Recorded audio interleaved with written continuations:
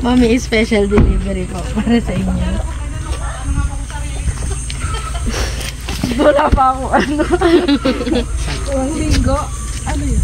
Sige, pa-check na lang po. Ha? Dun ka banda para matakpan si ma'am. Ayan, para din mainitan. Lapit po kayo ma'am, kayo po mag-open. Ayaw ko ba? Opo.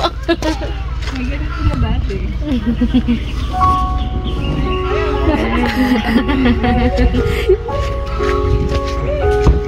Happy anniversary ma'am.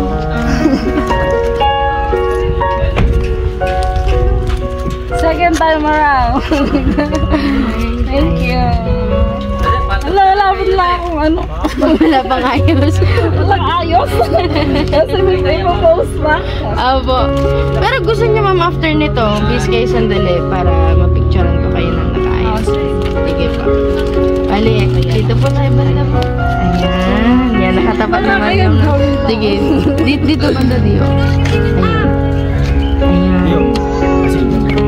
Ito po yung munting message ni sir para sa inyo. Happy 4th year wedding anniversary, my love. Deserve mo every year mabigyan ng flowers na favorite mo. Paalala ng pagmamahal ko sa'yo. Simula nang ibinigay ka sa akin ng make-upal. I love you and I miss you so much. Ayun. May message na lang po kayo para kay sir. Ano, kasi nang mag-usapan na namin ko walang mga surprise, tsaka walang gastos mo. Kasi may pinag-iipunan niya kami, kaya lang hindi expected to. Na meron pala siyang surprise. So, thank you. Sinabi ko naman na lahat sa kanya yung mga message ko kagabi. So, ang gusto ko na lang, sana lagi siyang mag-iingat kahit saan siya magpunta at naghihintay pa rin ako sa kanya. I love you. Happy anniversary. Ayan.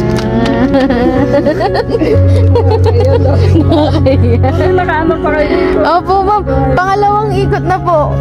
Kasi ang tinuro po nung matanda dun daw kayo sa kabila. Eh, may nagturo po na dito daw po kayo. Nung nagtanong po kami dito, ang sabi, ikot po kayo ulit. So, sa San Antonio lang po. Meron na din po, ma'am.